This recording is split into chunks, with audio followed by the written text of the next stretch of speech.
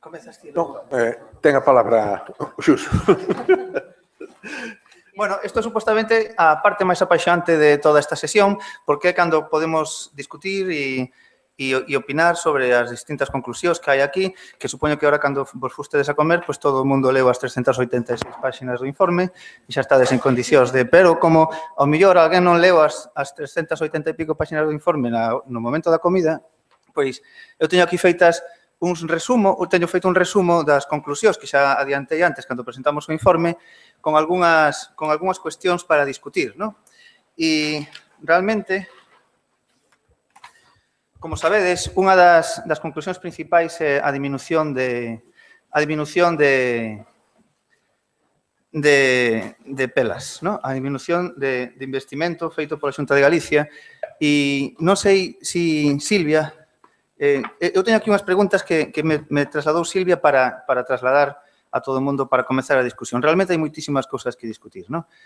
Pero unha delas é a comunicación da ciencia que se fai en Galicia é esencialmente dependente das axudas que dan as administracións. E agora dependemos do FECIT, esencialmente. A primeira pregunta que traslada Silvia, e se queres podes contestala a ti inicialmente ou despois cada quen que interveña. Ahora estamos todos abertos á intervención, non é que exista aquí ningún turno específico. É que papel debe xogar a administración no apoio á divulgación da ciencia en Galicia, tendo en conta que tamén unha das conclusións que temos no informe é que sería bo profesionalizar en gran medida a divulgación da ciencia. Non sei se queres comentar ti algo, Silvia, sobre esta cuestión. O papel da administración... Achégate ao micrófono. Que o papel da administración pode ser moi variado, non? Dende promotor de actividades propias, cofinanciador de actividades de outras institucións, de outras entidades, pode ser múltiple, non? Entón, bueno, quería saber un pouco cal é a opinión vosa sobre que papel debe xogar a administración neste eido, non? Sí. Claro, por suposto. Desde logo. Claro, bueno, estamos todos os que fixemos esta mañá xa fixen unha presentación de todos. Estamos todos os... Non sei se falta alguén, realmente. Oca, sí. Antonio Oca. Pero, sí. Bueno, está Julio Rodríguez Taboada, que está ali ao fondo, que se encargou de facer algo que a mí tamén me gustaría comentar hoxe aquí na discusión, que é o papel dos centros de ensino non universitario. Julio é matemático, pero dedicouse a isto, ademais, con un traballo enorme, porque enviou 200 enquisas a 200 centros de ensino non universitario e recibiu, pois, non sei cantas contestacións. 180, un montón. Yolanda Casal, que é xornalista especializada en ciencia. Silvia López Ben, que é tamén xornalista e que é unha das persoas que no seu momento impulsou desde a Xunta de Galicia os programas Diverciencia, tamén de todo ese programa que se desenvolveu Incite, que se chamaba Incite, non sei se sabedes, ti podes correxirme, e bueno, e tamén a Semana da Ciencia e todo eso. Jorge Mira, que non precisa presentación, acaba de darnos unha extraordinaria charla. O Francisco de Alfieros tampouco precisa presentación. Ángela Bugallo creo que tampouco precisa presentación. Experta en didáctica das ciencias e encargouse de facer un estudo sobre os museos e os gabinetes de ciencia. E Manuel Vicente, que encargouse de facer o capítulo sobre os centros interactivos de ciencia, que esencialmente son os museos científicos coruñeses. Disculpa se non presentara a mesa, así vimos con moito acelere desto. Bueno, respecto ao papel da administración, realmente agora mesmo as axudas están prácticamente desaparecidas. Non sei se esa é unha labor da administración, unha labor que ten que facer coas sociedades. Eu creo que está claro que sí, non? Non sei se alguén quere opinar algo respecto a isto. Sí. Bueno, este es un tema que yo traté en mi tesis doctoral, participar en Espera un segundo. Como está transmitido por streaming, usar o micrófono para intervir, porque así a xente que está interesada nas súas casas pode seguirnos. Bueno, este es un tema que traté parte, ¿no?, en mi tesis doctoral, ¿no?, ya hace unos años, y realmente, comparado con otros países, claro, el problema de la ciencia y de la tecnología en España es la carencia de inversión privada que existe, porque realmente, bueno, pues lo que eran las instituciones públicas, ¿no? Hasta determinado momento, pues realmente invertían muchísimo más que el resto de los países europeos, comparativamente, ¿no? Aquí en España, realmente mucho más. ¿Qué pasa? Que claro, había inversión privada, claro, lo que hacía que el monto total superara a la inversión española, ¿no? Claro, ahora desaparece la inversión pública, no hay ciencia. Eso es lo que está pasando. Realmente, pues, tendría que haber una mayor concienciación. Claro, parte también, la razón también parte, ¿no?, de nuestra estructura económica basada en pymes, ¿no?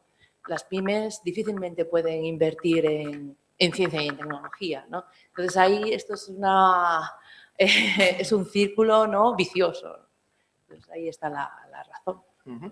Quere... Bueno, eu creo que a Administración, a través dos seus xestores, ten un papel fundamental porque xestiona diñeiro público. E na medida en que o diñeiro público son os nosos impostos, é dicir, o que pagamos a cidadanía, máis aló de que, efectivamente, por razóns económicas ou outras de mecenazgo no Estado español e nas comunidades autónomas non existes leis de mecenazgo que favorezcan eso, pero aparte deso, na medida en que a ciencia, e esta mañán quedou bastante claro, é un ben cultural fundamental que mellora as condicións de vida, interfiere directamente na nosa vida cotidiana, lóxicamente a Administración ten que participar a través do noso diñeiro en eso que vai a ser un ben para o conxunto da comunidade. No seu avance, na súa divulgación e, sobre todo, eu creo que esa ciencia teña un papel importante na vida escolar, que é donde obligatoriamente toda a xente ten que pasar, porque a conquista do ensino obligatorio é un ben, e, efectivamente, que esa ciencia acceda a todo ese mundo. Outra cousa é logo despois o tema privado das patentes, todo eso, que é outra cousa, non? Porque eu creo que sí que hai diñeiro público invertido na ciencia, pero a través de un circuito financiero e económico que é outro, non? Pero eu creo que a cidadanía temos que ser conscientes e responsables de que os nosos impostos teñen que redundar no ben común e a ciencia é un. Entón, eu automáticamente, mentre vos pasades o micro, lle traslado unha pregunta a Jorge de que opina do papel da televisión pública e tamén da radio pública, de paso, porque a televisión pública agora mesmo realmente non hai ningún programa de ciencia en emisión continuada, así que hai pílulas que se poden... Non sei como veste a situación. Bueno, eu creo que hai que distinguir a parte de divulgación da que estemos a falar. O caso da televisión e da radio pois pode ser un pouco distinta. Hai partes que se poden facer case sen orzamento. En ese caso, creo que está demostrado no informe que hai unha moi boa saúde dese tipo de actividades low cost, non? Ou no cost. Pero no caso, por exemplo, da televisión e da radio, eu creo que a principal apelación que se faría no informe sería que os responsables de programación que simplemente apostasen, pero non como algo pois a fondo perdido, non, sino que confiasen no produto. Eu non creo que, por exemplo, alguén este agora mesmo debatindo se Top Dance necesita financiación pública para subsistir ou que Gran Hermano pois poda subsistir sen axuda pública. Eu son dos que defende que calquera contido científico que se faga con un certo criterio poderá subsistir en condicións de mercado normais. É dicir, a aposta por un programa de televisión ou de radio pois razonablemente ben feito devolverá un retorno que fará que o investimento pois teña o seu curso natural. Por lo tanto, ao mellor os organismos públicos terían que ter o labor de catalizador, pois sí. Pero creo que o que terían que facer sería darlle co chuzo aos xestores das canles para que simplemente abrisen a grella a ese tipo de produtos como abren a grella a tantos produtos que hai na televisión. Se falan, pois o que sei, se poñen Land Rover ou se poñen, non sei, Luar ou se poñen pratos, bueno, iba a decir pratos combinados, non, Serra Moura, pois poderían poñer un programa de ciencia e iban a ter pois un resultado bo.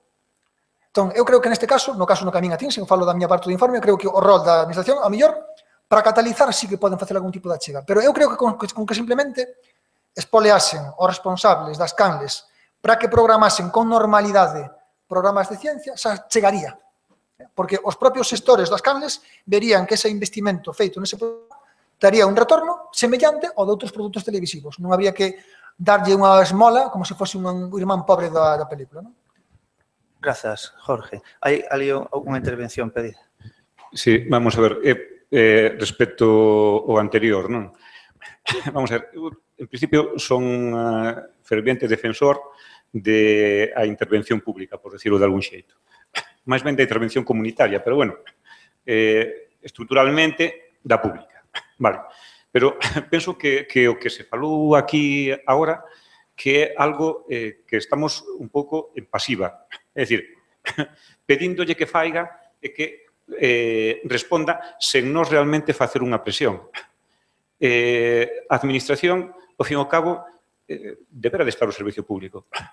Pero eso que significa que é o público, é dicir, somos nós quen ten que pedir con esa cuota de poder que ten en relación con outras peticións para esa inversión. Aí penso que é un pouco o peixe que se morde a cola, non? Se realmente se invirte pouco, pois se fai relativamente pouca produción, esa produción ten pouco peso para a diseminación desa cultura científica que falábamos esta mañá, e, polo tanto, se pedirá pouco porque a xente non ten interese, non? Vale, é un pouco sair dese círculo vicioso, pero debemos de incluirnos nós como xestores públicos. Bueno, precisamente unha das funcións deste informe é facer esa reflexión interna que sirva para eso, polo menos para lanzar este tipo de reflexións. E agora podemos cambiar pegar un chimpo a... Eu cando penso normalmente... Sí, tiña pedido antes. Moitas das actividades de comunicación e de divulgación da ciencia que facemos agora neste mundo da ciencia e da tecnoloxía actual, pois non están feitos precisamente pensando nos museos e nos gabinetes de ciencia, que é o capítulo que lle tocou a Ángela. E non sei realmente que comentario querías facer. Pois eu quería facer un comentario que despois vai a museos e gabinetes, pero máis xeral. Eu diferenciaría o que é o investimento en ciencia do que é o investimento en divulgación da ciencia. Eso por un lado.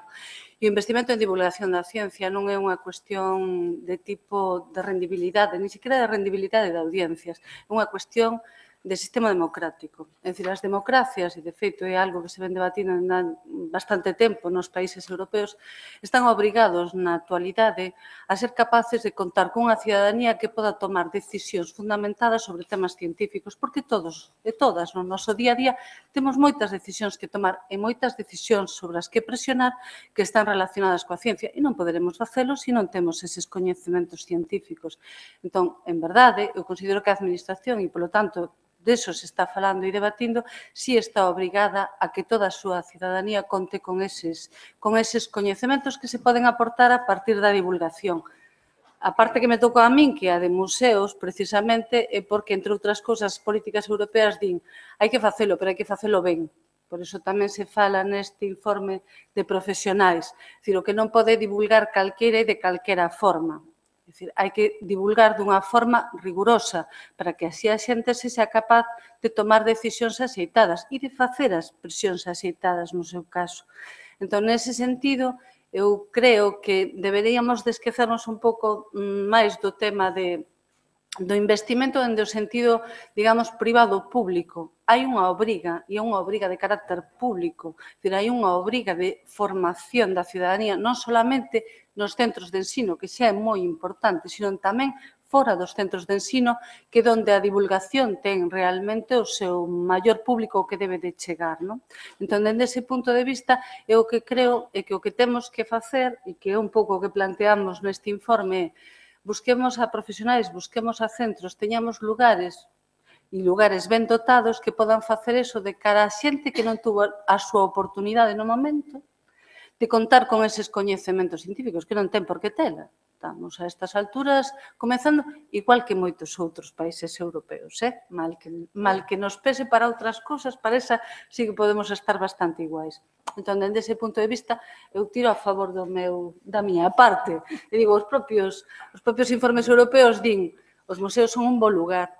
Por que? Porque teñen rigurosidade asegurada. Son un bo lugar porque, ademais, é un sitio de portas abertas, son un bo lugar porque é un sitio onde, ademais, o que te ensinan é a ciencia que se fai tamén localmente, que esa é tamén a que hai que coñecer, porque cando pedimos que se faga un determinado investimento, pedimos tamén para manter uns grupos de investigación que son xente que está traballando aquí e que non se teña que marchar a traballar noutros sitios, non?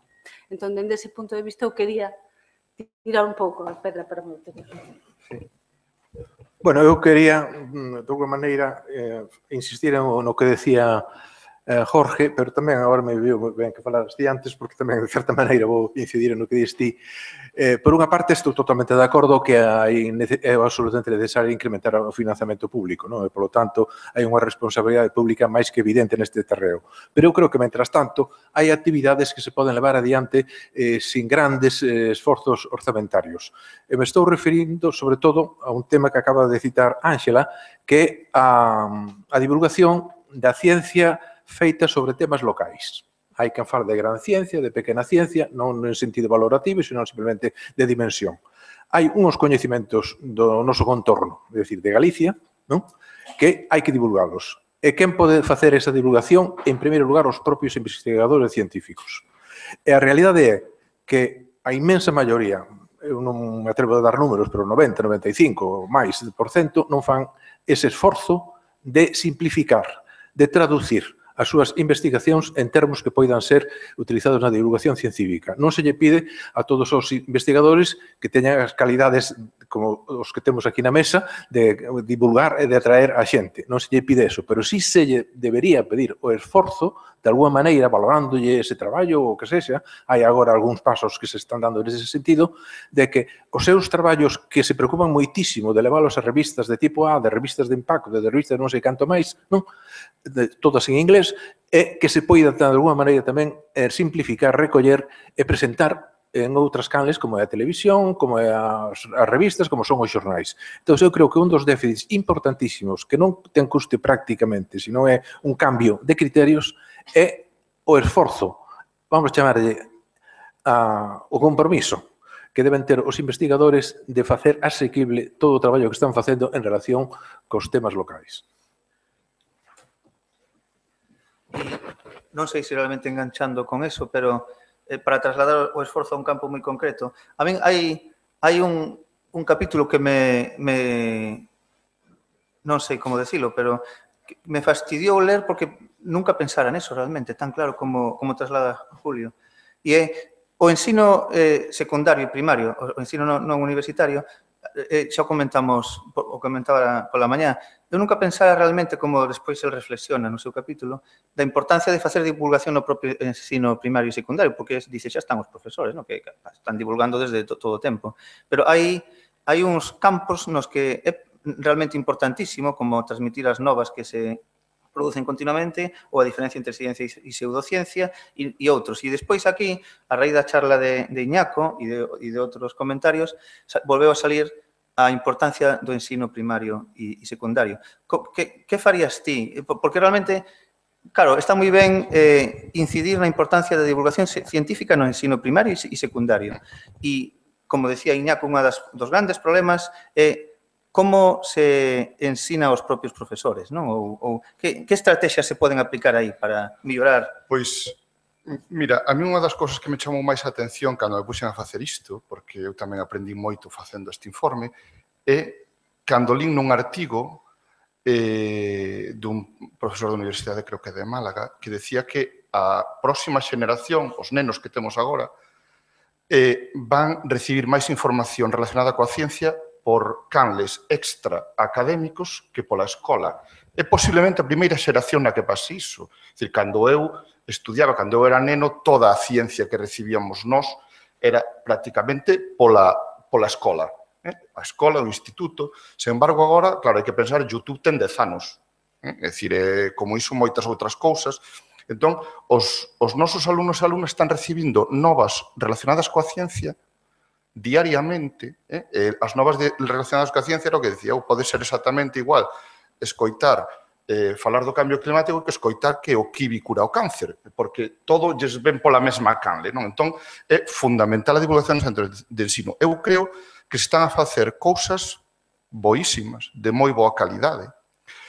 Moitas veces son cousas que dependen da voluntariedade, porque non hai ningún filtro, ninguén lle di a xente que o que está a facer é boísimo, ti estás no teu centro, pensa se imos facer unha conferencia, unha semana científica sobre isto, e non temos ninguna referencia se o estou facendo ben, se non o estou facendo ben, porque non hai ninguna estructura, non hai ningún foro no que se comunique a xente que está facendo divulgación nos centros de ensino entre eles. Cada centro é unha illa, e nesa illa un non sabe ben o que pasa da valla para lá. Entón, eu creo que eu boto moitísimo en falta algún tipo de encontros no que se intercambien esas experiencias, boto moitísimo en falta algún tipo de estrutura que englobe de alguna maneira, que permita aos centros coñecer o que fan os demais, contactar divulgadores, os centros poucos, é dicir, dos 180 centros que me responderon ao cuestionario, había máis do 80% facían actividades de divulgación científica. E que non o facía era porque non sabía que actividades de divulgación científica podía facer. Entón, despois eu creo que cando falamos de administración non é de diñeiro. Aquí non estou falando de diñeiro, estou falando de vontade. É dicir, hai programas de administración educativa, contratos programa, plan proxecta, etc., nos que é facilísimo incluir un apartado directamente relacionado coa divulgación da ciencia. É dicir, hai blogs en centros educativos feitos por profesorado, por alumnado, de Galicia, e como os buscas? É imposible, non hai un directorio, se ti dis, imos facer un programa de potenciar os blogs sobre ciencia en galego. Todos os que xa o están a facer apúntanse a ese programa e de repente tes feito xa o directorio. Non é diñeiro. É dicir, eses programas da Consellería supoñen tamén para o profesorado un certo recoñecemento en horas de formación, tamén para o alumnado. Quero dicir, incluso nos contratos programas xa ata monetario, non? Axudan para que o centro faga esas actividades, hai unha dotación económica.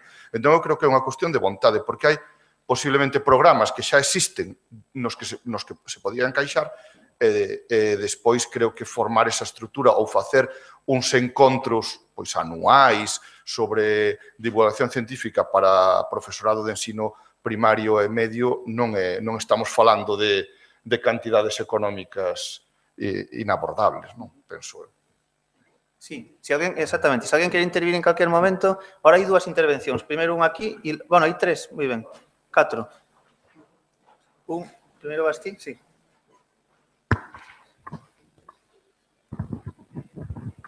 Hola, boas tardes. A verdade é que non pensaba falar, estou aquí de novas e o que acabo de escoitar se cadra me fai falar. Estou xubilado, sou profesor de Física e Química no Instituto de Secundaria de Carballo. E un ano deuseme por facer actividades dentro do meu instituto, en Carballo. Chameille Feira das Ciencias. Ilusionei os meus compañeiros de departamento e tamén os veciños de ciencias. Primeiro se apuntou bioloxía, logo tecnoloxía, logo se apuntou matemáticas e incluso chegaron a apuntarse os de filosofía e, ainda que non o creades, os de arte. Tamén. Ao meu lado teño, por se non o viste, supoño que sí que é moi coñecido, Antonio Gregorio, que levaba facendo o que eu pensei que inventara eu, pois creo que 20 anos xa, cando nos coñecimos. Despois deso viñeron outras cousas máis, como Galiciencia, en Ourense, e pola miña banda eu hasta expliquei fotografía por radio, que explicaredesme o que é iso. Tamén comuniquei no periódico, ou digo na radio de Carballo, Radio Voz, tamén pildoriñas de ciencias. Bueno, falando do meu caso e relacionado co que ti acabas de decir, e creo que este ademais é o foro adecuado para decir o que quero decir, que se isto vai a ser un organismo que apoie, que defenda, que incentive estas actividades, a verdade é que eu empecé sin esperar que ninguén me viñera a axudar. De feito, eu busquei o patrocinio de 2 empresas privadas de Carballo. De feito, ao final foron 4. Un deles foi Enciga, o Concello de Carballo, lóxicamente, e 2 industriales particulares de Carballo que nos axudaban. Digo axudar, non é que se responsabilizaron de todo, pero se axudar. Tiven que encargarme do todo o marketing correspondente das camisetas, dos horarios, se encargaba. Ilusionar aos meus compañeros foi o primeiro. E nunca esperei que a Xunta, nin inspección, nin a delegación, me botaran ninguna axuda, nin a pedín. Ni siquiera me tiveron en conta nin a min, nin aos meus compañeros, o mogollón de horas que pasamos ali non lectivas no centro para ensinarlle aos monitores o que facíamos. Efectivamente, cada ano, como alguén se apuntou por aquí, íbamos mellorando cousas e creamos ilusión. Sobre algo que se dixo pola mañán, eu penso que personalmente a divulgación da ciencia depende demasiado da iniciativa personal dos profesores, demasiado, excesivamente. Con que haxa un bo profesor, ou non un bo profesor, a palabra non é bo profesor, un profesor ilusionado, e que sexa capaz de motivar, pois creo que os demais van a arrastre. Gustaríame dicir aquí que todos os anos estamos conseguindo en Carballo, podese comprobar, é fácil isto, que salgan.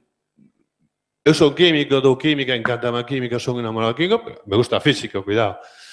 Como sabedes, os de químicas, matemáticas, físicos e químicas, creo que apañan todos os institutos, por lo menos de Galicia. Eu non esperei este tipo de axuda de nadie. O sea, salín a calle a buscalo. Fixados a cantidad de cosas que era bonita, pero tamén tiven que deseñar como facelo. É dicir, como facer que uns rapaces que non teñen nin idea expliquen unhas cousas a veces complicadas e, se estuverades en Carballo, saberíades, porque é o primeiro que exiximos no noso departamento, non só tedes que explicalo, sino que tedes que sedes capaz de engallolar os que están diante de vos. Si o nivel é alto, porque ven xente que controla, son alumnos de segundo bacharelato, pues tedes que explicar as razóns científicas que hai detrás. Si son cativos, o que tedes é que xogar con eles, etcétera, etcétera. Pero exiximoslle, exixiron sería a palabra, non? Pedimoslle, convencemos os rapaces de que actúen, a palabra literal, actúen, explicando ciencia, divulgando ciencia, creando ilusión. Me gustaría que veríades as fotos de as caras de ilusión de nenos e maiores. Temos a xornada de portas abertas. Sorprendeu moitísimo ver que Antonio Gregorio en Ribadeo estaba facendo exactamente o mesmo. De verdade que me sorprendeu moitísimo.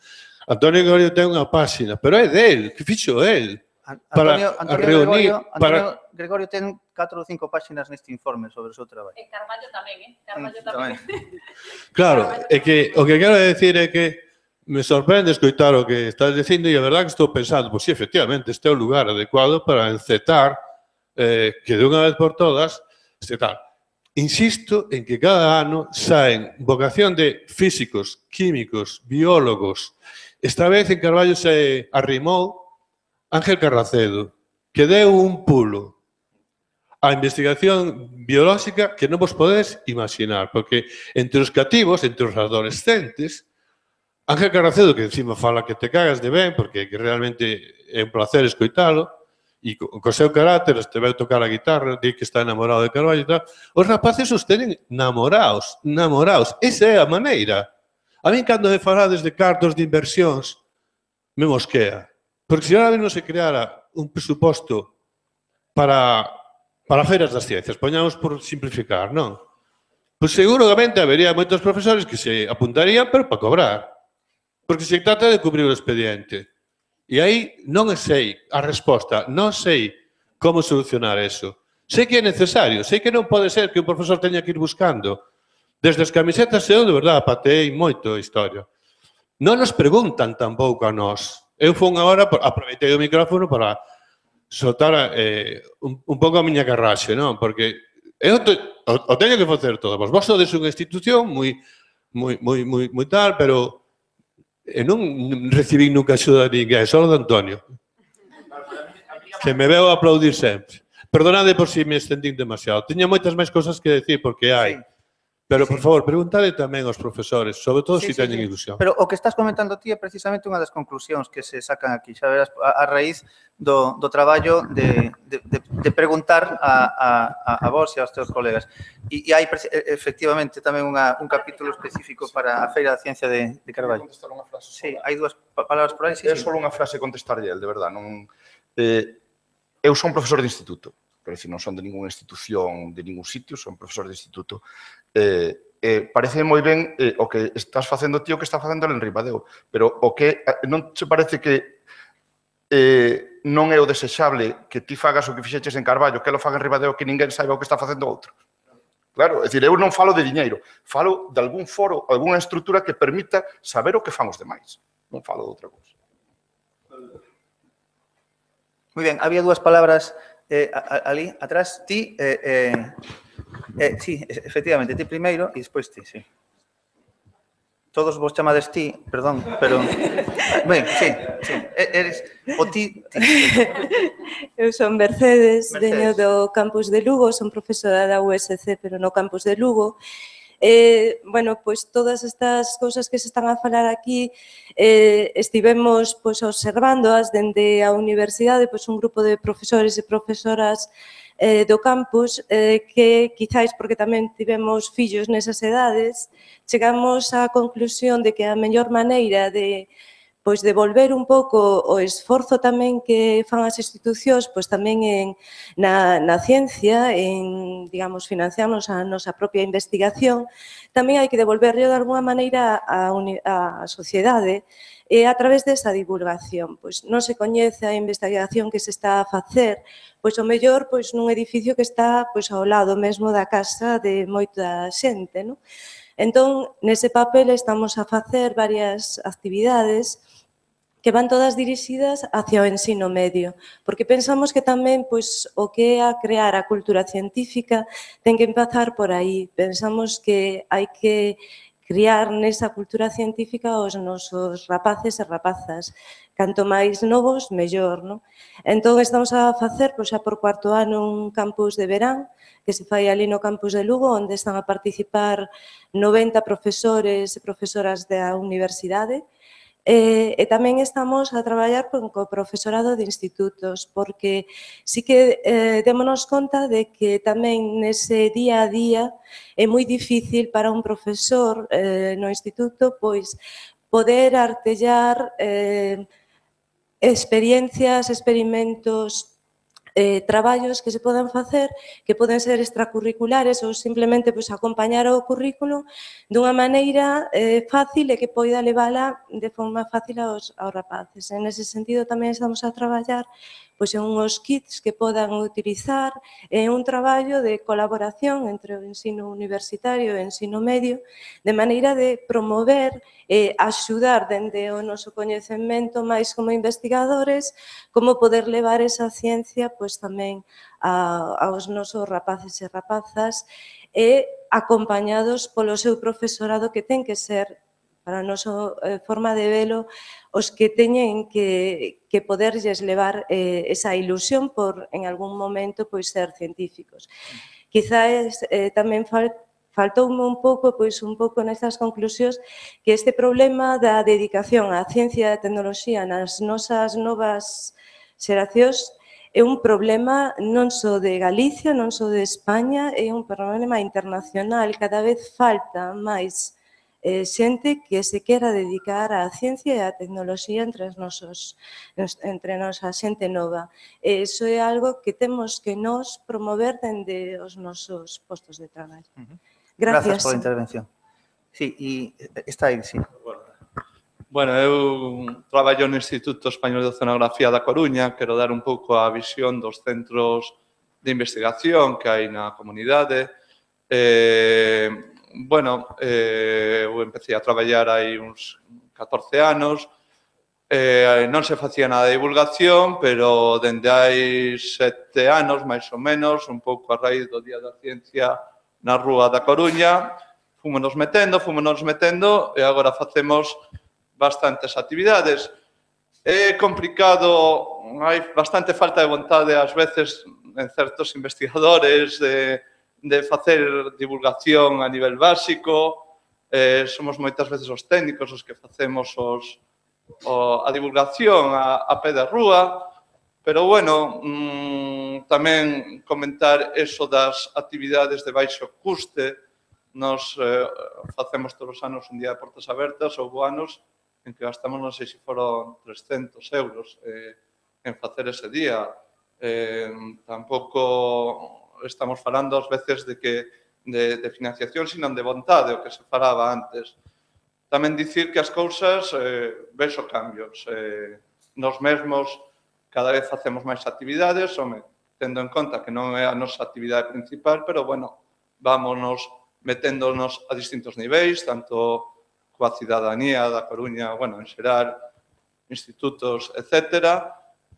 Vexo cambios, comentaba ya aquí agora a Luisa do CSIC de Mariñas, que no Oceanográfico de Vigo tamén están empezando a facer cousas, no Oceanográfico de Xixón levan tamén facendo cousas. Bueno, vexo un cambio hacia unha maior divulgación, simplemente comentar o noso punto de vista. Grazas. Está Roberto aquí con un comentario.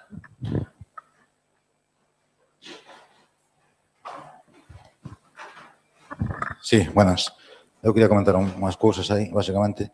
Bueno, eu son un científico, traballo en Vigo, no Álvaro Conqueiro, estuve moitos anos no estranxeiro, e voltei, fai 2 anos e medio, así, un día coñecín a Manuel Vicente nun taller de comunicación, douseme por escribir algunha cousa, así, escribo así algún artigo e tal. Empecín a facer algo de divulgación, metíme na asociación esta divulgación, etc. A razón foi porque surdeu de min, a mí nadie me dixo o que tiña que facer. A razón é porque eu cando estudei, por exemplo, sistema universitario, sistema primaria, bacharelato, a mí nadie me promoveu a inquedanza como a min o resto de divulgar, escribir. Bueno, houve un profesor que me acordo que nos enseñou a facer con caixas de zapatos cámaras fotográficas e unha radio con un par de clavos e un par de claves. Eso eu me acordo, o resto non. Entonces, ese tipo de cousas eu creo que é unha laboura, como xa mencionaron aquí, eu creo que a educación é esencial. Hai que empezar por abaixo. Despois, eu creo que outra cousa importante que, como xa dixen, eu creo que os científicos, para min, é algo que é necesario, esencial, e que ten que ser algo que ten que sair de calquer persoa que se dedique ao campo da ciencia, divulgar. O sea, unha persoa que faga solo ciencia por publicar papers e non comunique e tal, bueno, é respetable. Eu creo que aí é un erro, eu creo que é unha das cousas que está a pasar a día de hoxe. Aquí somos un grupo de 100 persoas ou 50, seguramente en Galicia hai miles de científicos que fagan divulgación, seguramente unha percentaxe moi pequena. Entonces, eso creo que tamén é unha parte, pero tamén, como digo, sobe moito polo sistema educativo e a cooperación da administración. Despois, eu, aparte de coñecer así un pouco a parte da ciencia, conozco un pouco a parte da administración por os temas que non veñen ao caso, podo vos dicir que no concello que eu vivo hai 155 asociacións, son culturais, deportivas, hai asociacións de mulleres rurais, comisións de festas, hai de todo. Ahora, de ciencia non hai absolutamente nada. E dices ti, en un sitio de 17.000 persoas hai 150 asociacións, pero ninguna de ciencia. Eso só dice todo, non? A cultura, o deporte, todo eso, o que é a ciencia é como que algo que está aí apartado e tal, é moito ben que ver o que dicían agora aí. É verdade que coa situación económica, a crisis e os recortes, todo o que está a pasar, moita xuventude, eu conozco xente xoven que me ten dito, eu non me vou dedicar á ciencia porque para que estar puteado, ter que escapar de aquí e que non me paguen máis que 4 duros, lo siento mucho, pero non.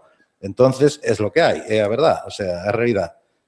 Básicamente, eu creo que a laboura que teñen que facer os científicos, a administración, eu creo que a administración ten que seguramente colaborar, sea económicamente, pero tratar de coller estas inquedanzas dos científicos, etc., e darlle un pulo facendo un foro, facendo este tipo de informes, e tratar de comunicarle a todo o mundo, a sociedade, aos colexios, sistemas educativos, universitarios, os científicos, a quen sea, hospitais, centros, e tratar de darlle un pulo a isto, porque senón a xente ao final, o que decides, que cando tiña que tomar decisións, se non sabes de 4 cousas, ao final tomarás as decisións como levantar a man sin pensar, etc., etc. E, bueno, podría estar falando 20 minutos máis, pero... Si, non vos estendades moito porque así... Perfecto. Gracias, Roberto. Está Elena, aquí. E despois está Iñaco. Bueno, boa tarde. Eu quería apuntarme sobre todo a idea de ciencia e de cidadanía que se falou ao principio. Eu creo que é moi importante ligar como un valor máis da cidadanía coñecer ciencia para tomar decisións dun xeito máis eficiente. E logo, como matemática, claro, levo vivido moito eso de que, bueno, se eres de matemáticas, eres alguén un pouco raro, e rara e todavía máis rara, non? Entón, eu creo que hai que crear espazos para que as persoas, grandes ou pequenas, que se sintan atraídas pola ciencia, síntase identificadas, que teñan, pois, como valores espello dentro de Galicia e fora e onde se sintan normais. E normais non quere dicir ser maioría, senón ser alguén máis que ten inquedanzas semellantes. Entón, o que dixo Ángela, que non é cuestión de rendibilidade en porcentaxes grandes, senón evitar estragar talento que pode ser moi salientable, aínda que fose en dosis pequeniñas. Eu creo que aí temos que vencer un pouco o minifundismo, que o levamos moi de seu todos postos, todos enseguida empezamos a sachar na nosa propia leira e temos froitos, non?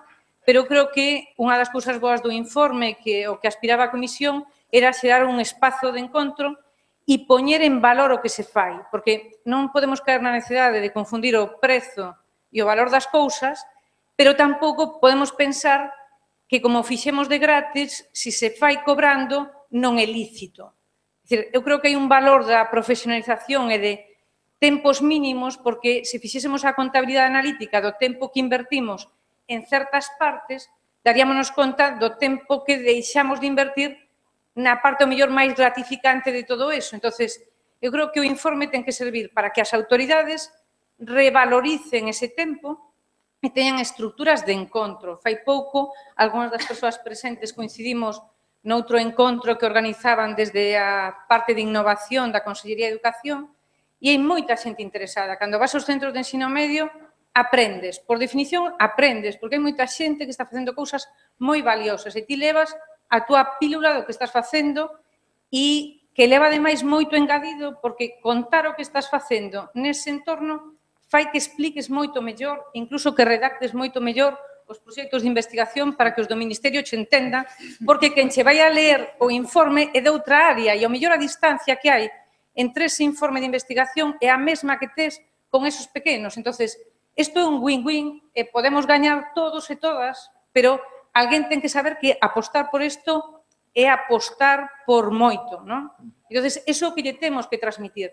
E eu, claro, a corrupción é algo moi innato, pero eu creo que ainda hai moita xente voluntariosa que non se corrompería, e senón, pois os demais temos que espabilar tamén, e non facer só as cousas voluntariamente, senón pegar un codazo con certos oportunistas señores ou señoras, non? Grazas, Elena. Está ali Iñaco que quería intervir.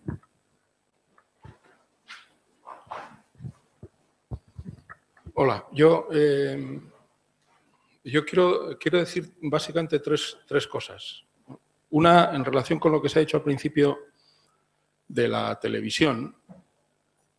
Bueno, esto puede resultar un poco extraño, ¿no? Pero yo creo que hay que insistir en la idea de que la televisión pública no tiene que perseguir los mismos objetivos que persiguen las cadenas privadas y, por lo tanto, a la televisión pública le es exigible ser un servicio público y que satisfaga necesidades que no satisfacen las cadenas privadas.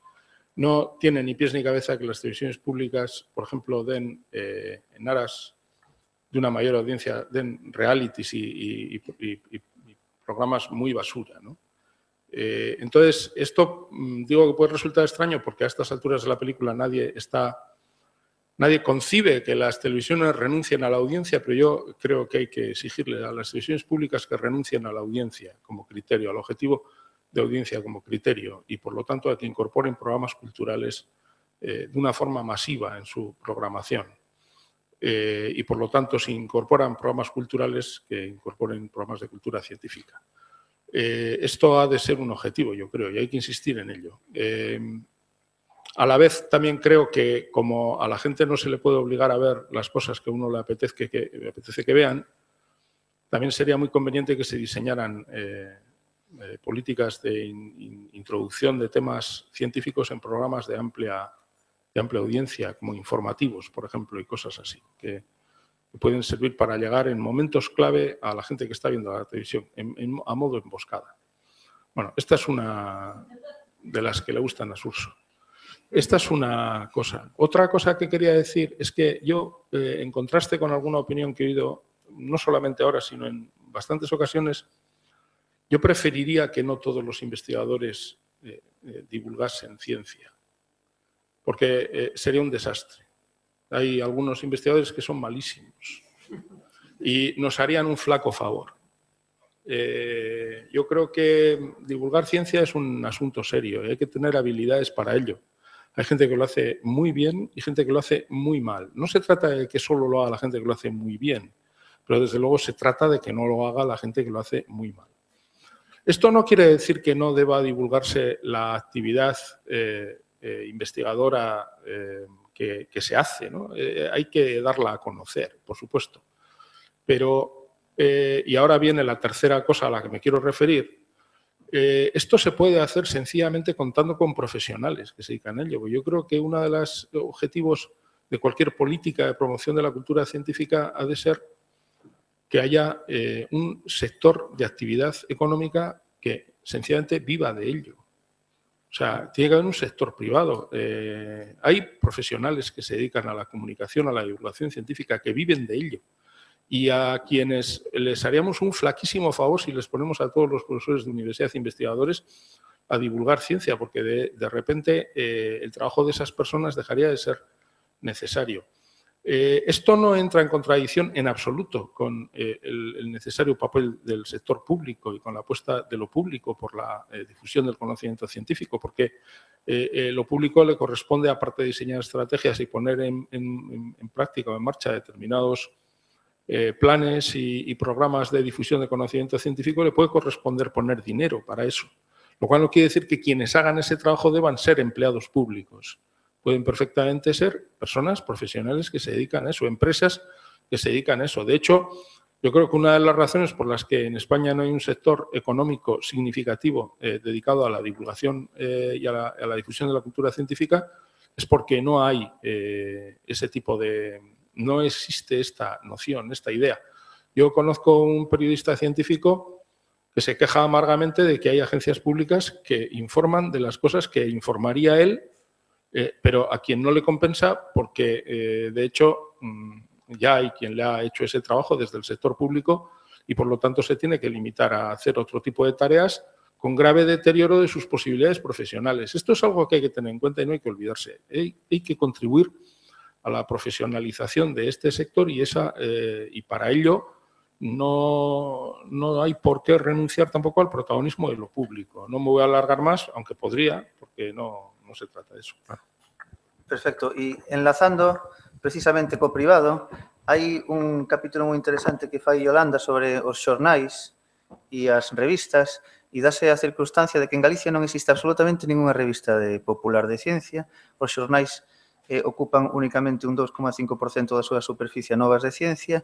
Non existe ningún xornal en papel que teña ninguna sección de ciencia e os suplementos que había de ciencia en distintos xornais desapareceron todos. Non sei, que parece que é catastrófico isto que estou dicindo, entón cal sería a responsabilidade destes medios privados de comunicación? Porque existe, o único é La Voz de la Escuela, de La Voz de Galicia, que está relacionado co ensino... Que ten páxinas de divulgación científica propia. Pero todo o demais desapareceu, non? Sí, de todos os sitios a min isto xerame varias reflexións, unha con respecto ao tema do financiamento.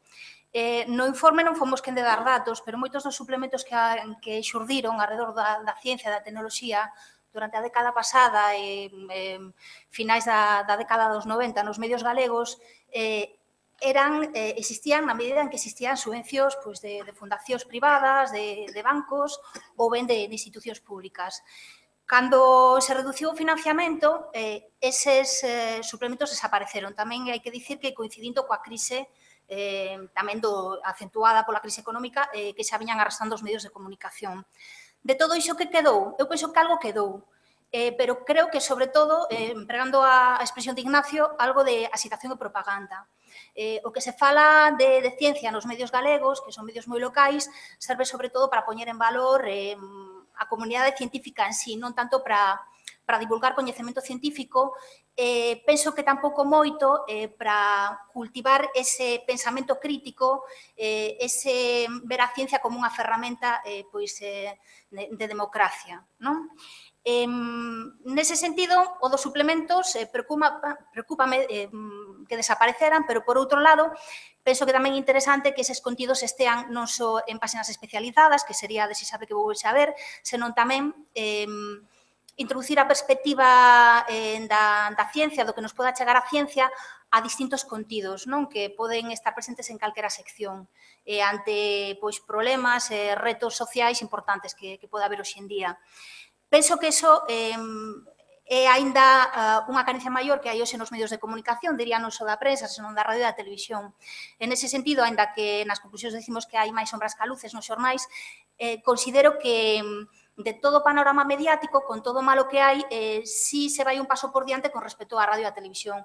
Quizáis por, como comenta Jorge no seu capítulo, porque na televisión todo se encarece, non hai imaxes e, polo tanto, pois eso acaba traducíndose en que non hai o contido, pero en si nas redaccións, tamén quizáis pois a maior competencia que hai unha maior especialización dos redactores, e si hai un maior seguimento da ciencia que se fai nas institucións galegas, nos periódicos, que na radio e que na televisión, pero, así e todo, especialistas como tal hai moi poucos ou prácticamente ningún. Un problema que hai nas redaccións que non afecta só a ciencia é que cada vez hai unha maior precarización e, polo tanto, é moi difícil atopar un redactor ou redactora que se dedique exclusivamente a unha parcela de temas. E iso, cando falamos dunha sección, dunha área como a científica tecnolóxica, que nunca interesou moito ás persoas que están á fronte das direccións dos medios de comunicación, pois aínda é máis grave. En tempos de crise perden espazo. A porcentaxe que comentamos do 2,5 é un tope máximo no medio no que máis detectamos a mostra que tomamos de 20 días durante o mes de abril de 2015. Noutros medios non chegan ni sequera ao 2% e tendo en conta contidos moi amplos, baixo a etiqueta da ciencia, incluso pois contidos relacionados con consellos de saúde e demais, que é unha tendencia que se produce en todo o mundo en tempos de crise para o xornalismo, que ese tipo de contidos vayan comendo cada vez máis terreo o que sería a ciencia dura, por empregar non? Serían soft news de estilos de vida, de que comer, que tipo de exercicio facer, non? É un problema que se está dando en todo o mundo, non? Polo que apuntan diversos estudos a nivel internacional. A mágoa é que en Galicia e en España ni sequera chegamos a ese punto de crise, porque realmente tivemos un pequeno despegar e asiña, pois, se foi todo o garete, non? Digamos. Entón, pois, o que foi quedando, si foi certa atención por contidos científicos, pero, dende a miña perspectiva, dende o que podemos ver nas mostras e o que pode ver calquera persoa lendo un xornal calquera día, é que é unha perspectiva moi local, máis eso de promoción, de cercanía, que realmente de divulgación científica. Sí. Unha cuestión para aclarar un pouco a miña intervención en relación co que dixo agora Ignacio, que parece que se contradí en algúns aspectos. Eu creo que non se contradí en nada, porque o que teño eu que puntualizar un pouco máis as miñas afirmacións, porque eu estou totalmente concordo con el que a divulgación debe ser feita por profesionais e, polo tanto, con unha calidade indiscutible. Pero realmente a comunicación da ciencia é un proceso que ten varios elos.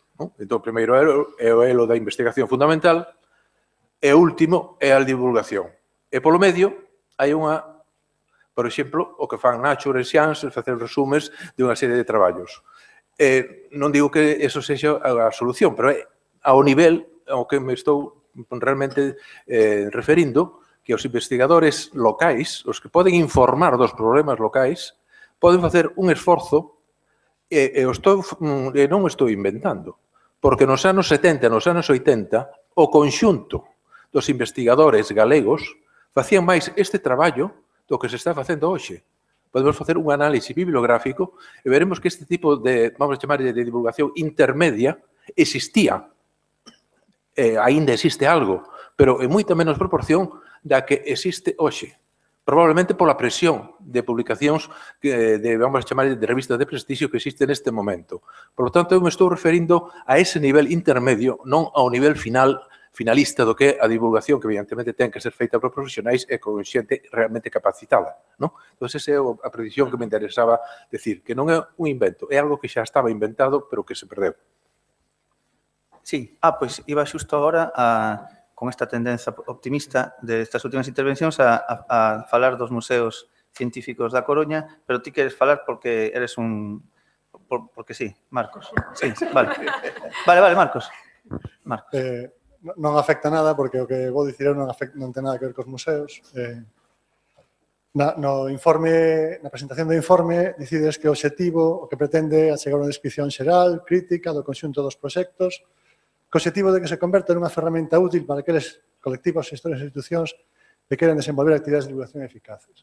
Entón, eu penso, polo que puiden ler neste ratiño do informe, que ese objetivo non é que estea cumplido, é que está fabulosamente cumplido. Teño que darvos a noraboa aos redactores do texto e ao Consello da Cultura as gracias por ter creado este documento que, dende o punto de vista da xente que traballa en organizar actividades de divulgación científica, é de fábula. É dicir, esta non sei como non está inventado antes, francamente, noraboa polo traballo.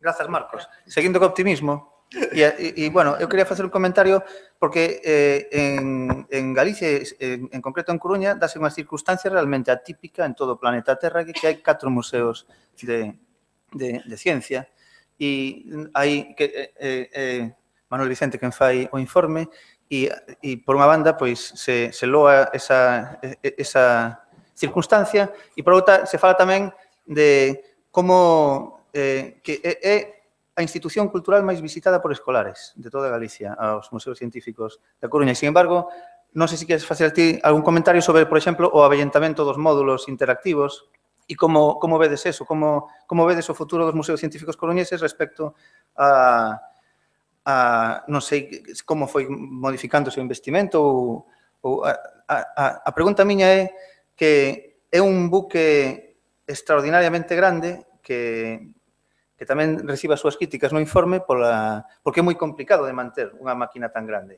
Non sei se queres facer ti algún comentario respecto a eso ou Marcos ou... No, digo que, por exemplo, se critica o avellentamento dos módulos interactivos, non? Cando é a esencia do... Non sei se tedes previsto algún plan para solucionar ese paso do tempo ou como está a cousa nos museos.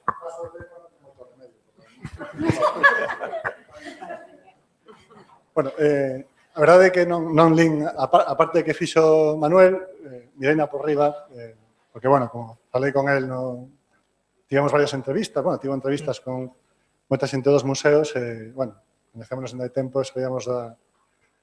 Eu penso que ese non é un problema, é dicir, os museos son espazos para seren visitados, para ser, en particular, estes museos, non? Que son de tocar e manipular, e non hai pezas que haxa que preservar no tempo. E se alguna se deteriora, cámbiase, relaborase e non hai problema. Creo que non é un problema real, o sea, os museos temos outros problemas máis graves neste momento, que sí que se cada teñen que ver coa financiación, pero a outra escala, non? Renovación de exposicións enteiras, deseño de novos espacios, e, sobre todo, acometer iniciativas novas un pouco na liña da perspectiva que dá este informe. É dicir, todo isto está feito, pero tanto como está feito, queda por facer. Entón, un informe como este dá ideas, non sei, todo ese tema do ensino primario e secundario, que é un mundo no que hai moitísimo traballo que facer, tamén en dos museos. O problema é como conseguir eses financiamentos grandes que se necesitan para acometer renovacións a grande escala. Na Domus, por exemplo, a última grande renovación foi na Domus a creación do espacio Maker, que é un espacio de tecnoloxía manipulativa, de empoderamento tecnolóxico da xente. E, claro, eso non é low cost, eso é necesariamente high cost. E, bueno, os orzamentos hai que conseguilos, nós dependemos fundamentalmente do Concello para estas cousas e esperamos que, igual que ata agora o Concello da Coruña veo apostando polos museos, pois siga facendo. Eu, sobre isto, quería dicir, no capítulo dos museos dedicado aos centros interactivos, os museos científicos da Coruña se considera como unha das grandes institucións culturais galegas. Cando se pensa en institucións culturais galegas, os museos científicos da Coruña son unha delas, que teñen, digamos que é buque insignia que temos en Galicia, e, por exemplo, unha cosa que se reflexa no informe é como se adapta esa non posibilidade, por exemplo, de cambiar, antes que se poden cambiar as exposicións enteiras, senón como se adapta aos novos tempos e como intenta responder as preguntas de como podemos facer para que a xente nos siga, nos volva aos museos, para que unha xente que veña teña un incentivo para volver. Como vai ser a novidade que vamos a ofrecer ao público e aos novos públicos e como facelo. En a parte esa de informe se reflexa cales son os intentos que están facendo para capturar unha desas do espacio Maker, o traballo cos profesores, e é unha cosa que, ao mellor, pode pasar a moita xente que nos preguntamos por exemplo, falando con Marcos, é dicir, esa parte dos museos se fixo en diálogo coa xente que traballa nos museos e, por exemplo, eu me quedei cunha frase que me gustou moito cando comentou Marcos que moita xente di que, por exemplo, a Casa das Ciencias, que o mellor hai algún de vos que hai, se hai máis de 10 anos que non ides a Casa das Ciencias, volvede, porque cambiaron moitas cousas, pero que hai unha imaxe, por exemplo, de que é un museo para nenos e que eles o levan con moito orgullo que esa imaxe exista e que este aí. Hai unha serie de reflexiones aí de fondo e eu coido que unha das, globalmente, das misións que ten este informe, penso eu, é apoiar as iniciativas que están e dicir que valen a pena. Poñer nun papel, expresar nun papel negro sobre blanco de iniciativas que hai que cuidar e que hai que valorar. O mellor non só en tema económico, senón hai moitos xeitos de valorar as cousas, pero que está ese recoñecemento. O sea, decir, probablemente haxa iniciativas que se nos escaparon. De seguro que sí. Pero as que están merecen o recoñecemento de estar aí e de estar traballando. E eu penso que eso a mí me parece que é importante. E dentro destas iniciativas, precisamente, unha das cousas sorprendentes é a enorme cantidade de cousas que se fan desde o ensino primario e secundario, que xa estuvemos falando aquí, e precisamente hai como 2 capítulos que tocan eso, porque ademais do que fixo Julio, hai un capítulo que fixo Silvia sobre as feiras de ciencia, e o estabas comentando ti antes, non? Que estabades facendo cousas incluso sin saber o que está facendo un e outro, e hai cousas sorprendentes que moita xente, a mellor en Galicia, non sabe, e é que a Feira da Ciencia de Ribadeo leva 20 e tantos anos, 20 e tantas edicións, a Feira da Ciencia de Ribadeo, e a Feira da Ciencia de Carballo levades polo menos 10 anos celebrándose, non? O número 11. Non sei se Silvia quere facer algún comentario sobre esta extraordinaria actividade que hai máis feiras da ciencia.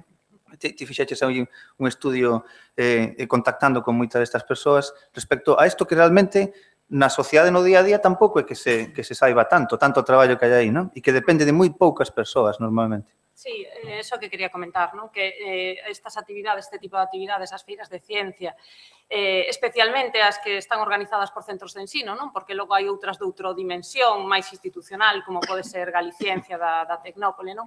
Dependen, na gran maioría dos casos, da voluntariedade de unha ou dúas persoas, moitas veces dun equipo ou dun departamento do centro, e que eso lle dá unha inestabilidade, non? Porque dende o momento en que esa persoa se xubila ou cambia de centro ou simplemente se cansa, pois eso desaparece, non? Entonces, en relación co que comentabades vos tamén, non, Antonio e de la Viña, é que hai cuestións que máis alá do financiamento, non? Que nese caso, mellor, vos o tedes perfectamente organizado e non precisades demasiada financiación, porque en realidade a estrutura xa tedes, supón un coste pequeno, non, para o centro, e o asume o centro na maioría dos casos, non?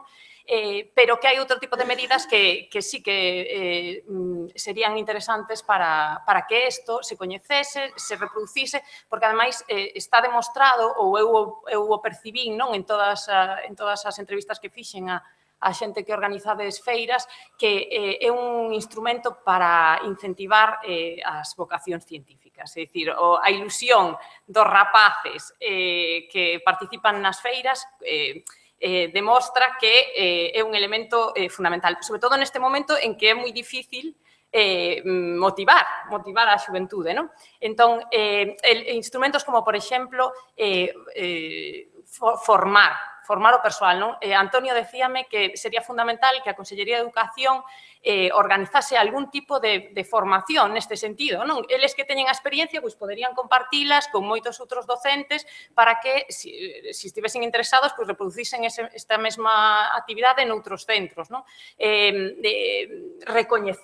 Recoñecer tamén ese traballo, porque non hai ningún tipo de recoñecemento, máis aló da gratificación ou do gratificante que é o traballo, non? E a ilusión dos rapaces, e logo tamén outro aspecto que, bueno, que quizáis habería que valorar é facer algún tipo de seguimento, de avaliación de como isto influe despois na elección dos rapaces da carreira que van a facer a continuación, ou tamén para valorizar o traballo feito, para que teña algún tipo de recoñecemento.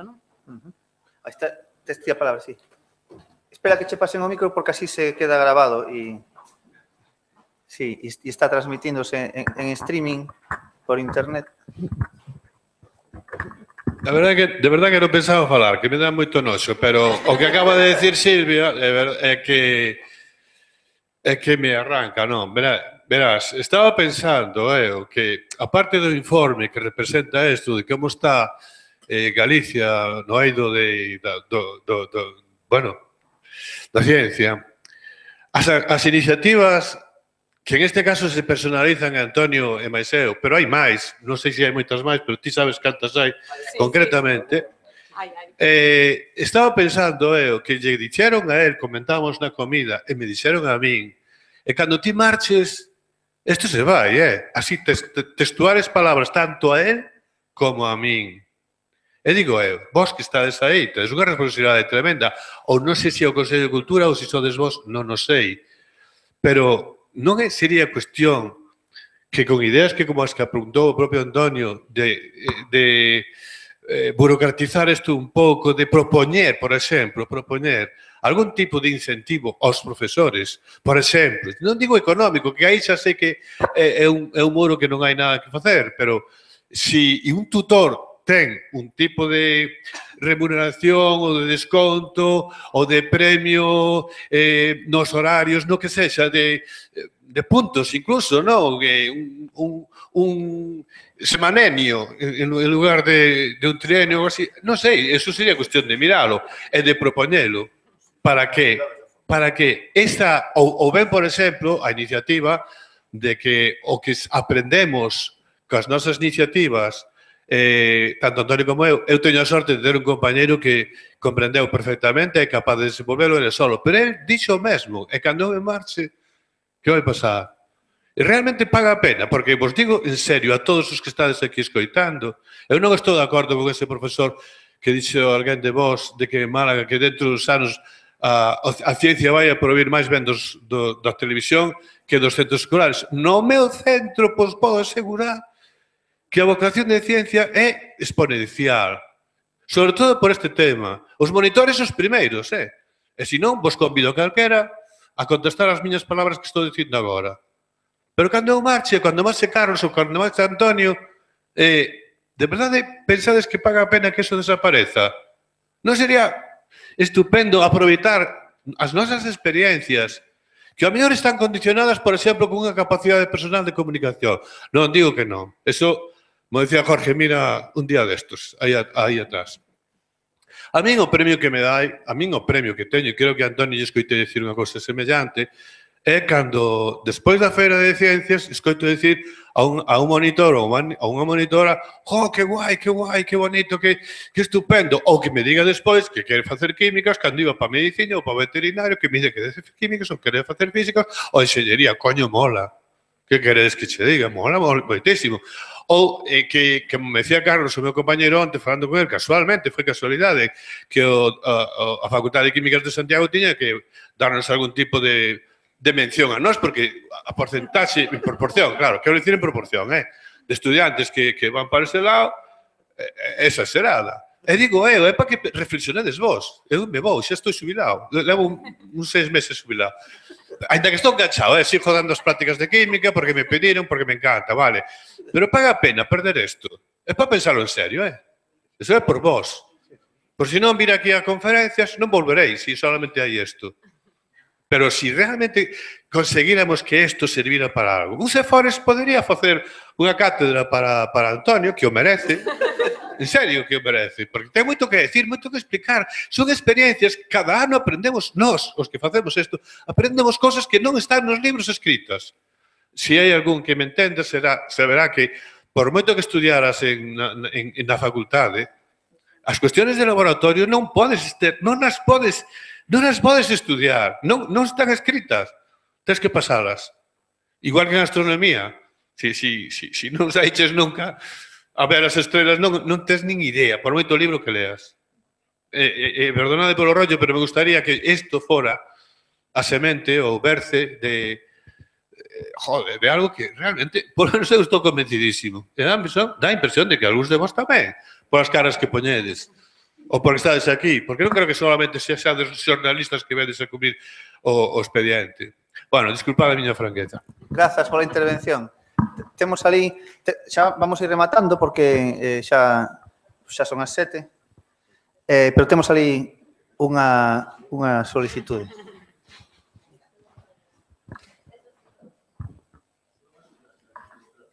Eu chámome José e son estudante aquí da USC. En dous cousas só. Por un lado, que eu, agora tengo 20 anos, levo 2 anos na universidade, eu participei nas ferias de ciencias. Non, neste caso, pena me dá nas de Carballo ou Ribadeo, pero sí participei. E da de meu instituto foi unha Galiciencia, daí as por Recerca, en Barcelona e despois aí a nivel mundial. Eu digo, participar nunha feria de ciencias, ver xente da túa idade, por un lado, con o mesmo interés que a ti, na ciencia, poder comunicar o pouco que sabes, pero que sabes, ademais xente, ver profesores que interésanse de verdade en que aprendas, de verdade interésanse en que o que aprendas o sepas ben e sepas comunicalo. E máis aló, vivir a experiencia de conocer un montón de xente con esas inquedanzas, marca. E marca para toda a vida. Eso por un lado. Por outro lado, falar de a universidade, do que eu vivo como estudante universitario. E que, por un lado, por suposto, o máis importante é aprender e quero ser o mellor profesional posible. Pero tamén gustaríame, xa que aprendo ciencia, aprender a comunicala. E ser o mellor comunicador posible de ciencia. Porque eu tamén amo comunicar a ciencia. Ver a nenos ou a señoras maiores que xamais viron un hematíe, mirar polo microscopio e virse arriba dunha forma incrible. É dicir, meu Deus, isto é interesantísimo. Pero quen nos ensina iso? Quen ensínanos, por exemplo, na universidade a ser bons comunicadores? Hai profesores incribles que de verdade bebes as súas palabras e dis, quero ser, estudar ou profesionalizarme en tal cousa. E na mesma forma nos institutos, o mesmo. Pero ahora hablo na universidade. E das profesores que explican aos extintores dos lados da clase. Dase. Entón, quen fainos a nos, quen nos forma? Quen levantan nos o interese en saber en comunicar na universidade? Esa é un pouco a reflexión.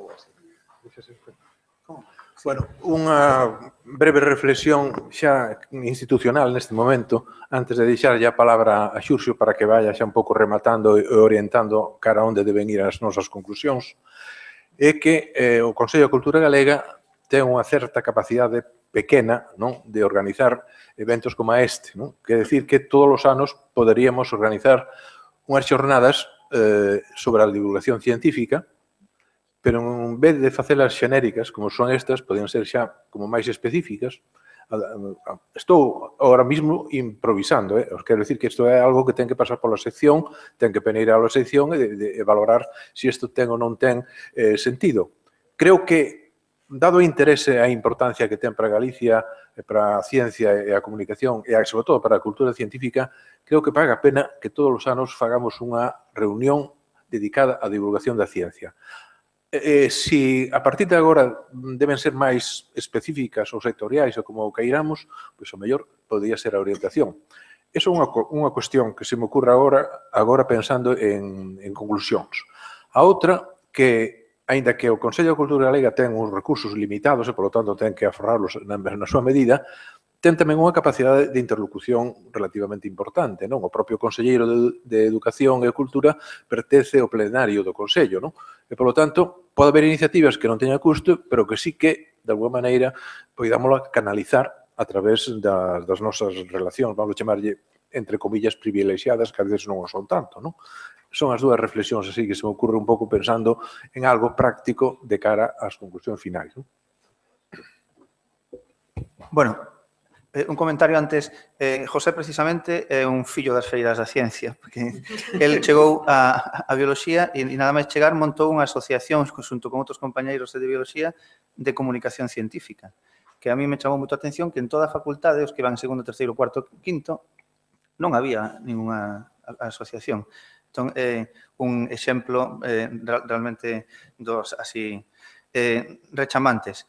A mí se me fai moi complicado agora facer unhas conclusións con tantos campos abertos, non? E ademais as conclusións están aquí, pero bueno, despois do que estivemos facendo aquí, comentando, non sei se alguén quere facer algún comentario máis, e se non xa pechamos a xornada. Hai varias conclusións, non?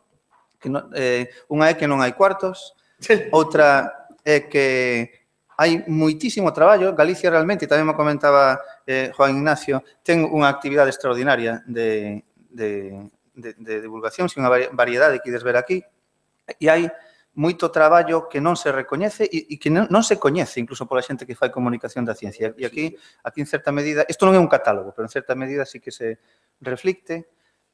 E outra das conclusións sería boa cousa de algún xeito tratar de profesionalizar ou de que de algún xeito existan canles para a profesionalización da comunicación da ciencia.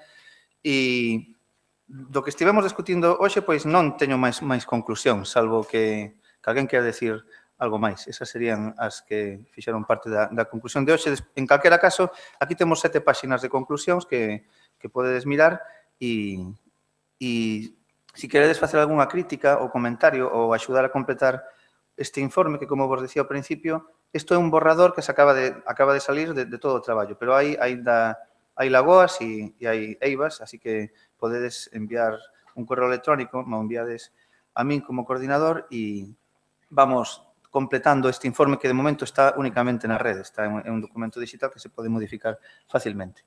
Non sei se queres pechar ti a xornada ou... Vamos, se teño que pechar é simplemente para agradecer a todos e a todas a vosa asistencia, que para min foi do máis gratificante, por dúas razóns, porque para min é un abrir os ollos diante dunha realidade que realmente eu teño que recoñecer, o descoñecía, por lo menos en boa parte. Por lo tanto, para min é un aspecto, ten un aspecto gratificante indudable, non? O sea, aquí hai moito traballo feito, creo que somos, nese sentido, pois non sei, unha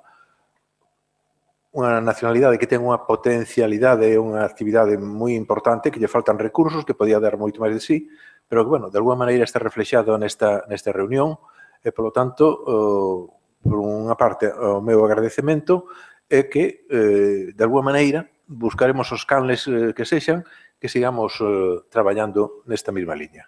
Moitas grazas a todos. Gracias.